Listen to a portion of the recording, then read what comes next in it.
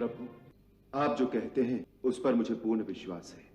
महाभाग, आप सीता के संबंध में जो भी कह रहे हैं वो सब ठीक है। भगवान, मुझे आपके निर्दोष वचनों से जनक नंदिनी की शुद्धता पर पूरा विश्वास हो गया है। एक बार पहले भी देवताओं के समीप मिथिलेश कुमारी की शुद्धता का विश्वास मुझे प्राप्त हो चुका है। उस समय सीता ने अपनी शुद्धि प्रमाणित करने के लिए शपथ ली थी, किंतु आगे चलकर बड़े जोर का लोक अपवाद उठा, जिससे विवश होकर मुझे इनका त्याग करना पड़ा। ये जानते हुए भी कि सीता सर्वथा निष्पाप हैं, मैंने समाज के भय से इन्हें छोड़ दिया। अतः आप मेरे इस अपराध को क्षमा करें। मैं ये भी जानता हूँ कि ये जुड़वे कुमार कुश और लव दोनों मेरे ही पुत्र हैं। तथापि जन समुदाय में शुद्ध प्रमाणित हो जाने पर ही मिथिलेश कुमारी में मेरा प्रेम हो सकता है। मैं श्री रघुनाथ जी के सिवा किसी दूसरे पुरुष का मन से भी चिंता नहीं करती।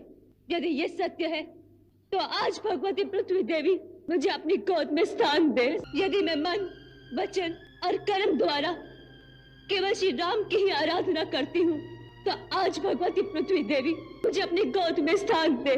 भगवान श्री राम को छोड़कर मैं किसी दूसरे पुरुष को नहीं जानती। मेरा कहना यदि सत्य हो तो भगवती पृथ्वी देवी इसी क्षण मुझे अपनी गोद में स्थान दे। नहीं सीते नहीं, मैं तुम्हें नहीं जाने दूंगा।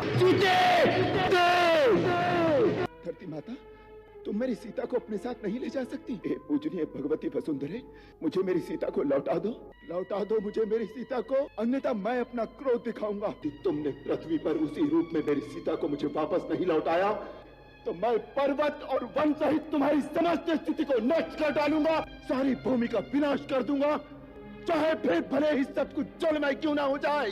हे राम, आपके लिए ऐसा उचित नहीं है। साध्वी सीता अपने तपोबल के प्रभाव से सुखपूर्वक नागलोक के मार्ग से आपके परम धाम में चली गई हैं। अब पुनः साकेत धाम में ही आपकी उनसे भेंट होगी। आप मन में कोई संताप न करें। भगवान, ये जो हुआ होनी का खेल है।